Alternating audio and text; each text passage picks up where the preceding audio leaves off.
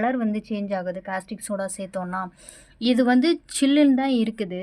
ஆ இதுக்கு நம்ம ஐஸ் க்யூப்ஸா எதுக்கு எடுக்கிறோம் அப்படின்னா, அந்த ஹீட்டு நம்ம ஹீட்டோட ஆயில்ஸ்ல போர் பண்ணக்கூடாது. அது ஒண்ணுக்காக மட்டும் தான். ஆ அதே மாதிரி இந்த ஹீட்டு அதாவது ஜில்லுன்னு இந்த மாரி ஃப்ரீஸ் பண்ணி நம்ம வந்துட்டு சோப் செய்றோம்னா, இதில இருக்கக்கூடிய அந்த நேச்சுராலிட்டி அப்படியே இருக்கும். ஹீட் ஆகுறதுனால அதோட தன்மை போயிரும் அப்படின்ற மாதிரி ஒரு சில மித்து இருக்கு இல்லையா?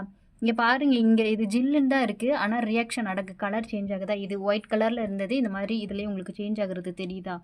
இவ்ளோதான். இது வந்து அந்த ஹீட்டர் பேலன்ஸா வச்சுக்கிறதுக்கு நம்ம ஆயில்ஸ்ல ஆட் பண்றதுக்கு மட்டும் தான். ஃப்ரீஸ் பண்ணா அதோட நேச்சுரல் அப்படியே இருக்கும் அப்படின்றது கிடையாது. நீங்க ஃப்ரீஸ் பண்ணி செஞ்சாலும் அதோட நேச்சுராலிட்டி அதோட அங்க ரியாக்ஷன் நடக்கிறதுனால அதோட தன்மை போயிரும். அதனால தான் நீங்க லிக்விட் கன்டென்ட் எவ்வளோ தேவையோ, அதாவது வாட்டர் கன்டென்ட் எவ்வளோ தேவையோ பாதி பாதியா பிரிச்சு செய்யுங்க அப்படின்றது நான் சொல்றது. அதனால தான் உங்களோட சோப்ஸுக்கு கூட பெனிஃபிட் இல்லாம போகும்.